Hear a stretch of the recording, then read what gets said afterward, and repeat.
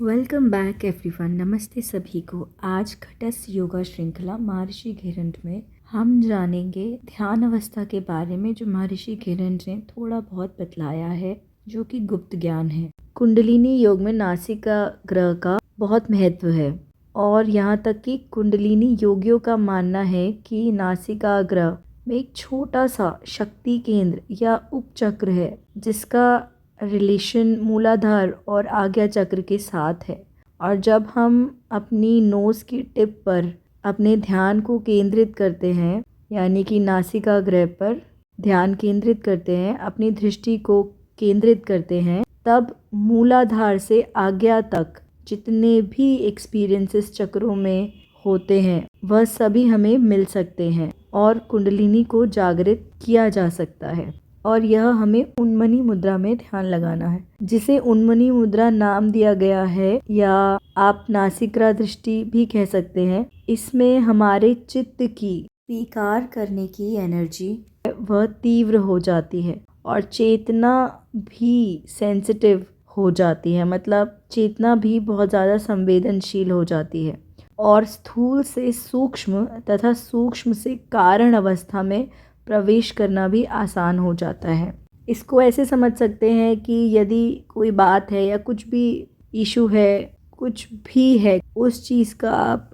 चिंतन आराम से कर पाएंगे, आप आसानी से गहराई तक समझ पाएंगे और उस समझ को समझने के लिए जितने भी कारण, वजह, जितने भी इफ एंड बट्स होंगे, वह भी आप खुद से समझ पाएंगे और बहुत ही ईजी होगा यह ट्रांजिशन आपके लिए, कि स्थूल से सूक्ष्म और सूक्ष्म से कारण को पहचानना बहुत ही आसान हो जाएगा।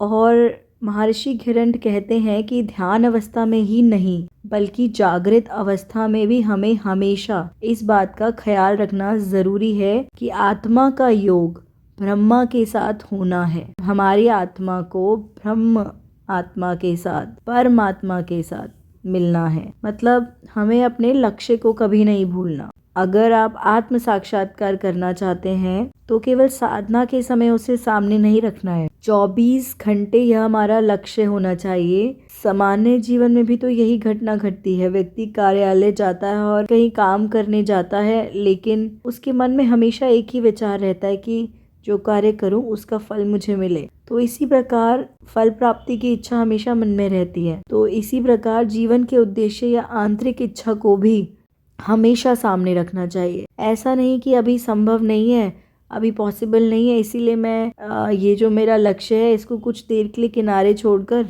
15-20 साल मौज की ज़िंदगी बिताता हूँ और फिर जब इसकी ज़रूरत पड़ेगी तो मैं ध्यान लगाऊंगा। जागृत अवस्था में भी और सभी परिस्थितियों में, कैसे भी सिचुएशन हो, हमें अपने लक्ष्य को भूलना नहीं है। और कहते हैं कि इस बात का भी हमेशा ख्याल रखना है कि चर और अचर जगत में सभी चीज़ों में ईश्वर का वास है। हमेशा यह बात याद रखनी है कि चर और अचर जगत में सभी चीज़ों में, वस्तुओं में ईश्वर का वास है। और महर्षि घिरंट ने एक मंत्र भी बतलाया है, जिसे अब हम कल जारी रखेंगे।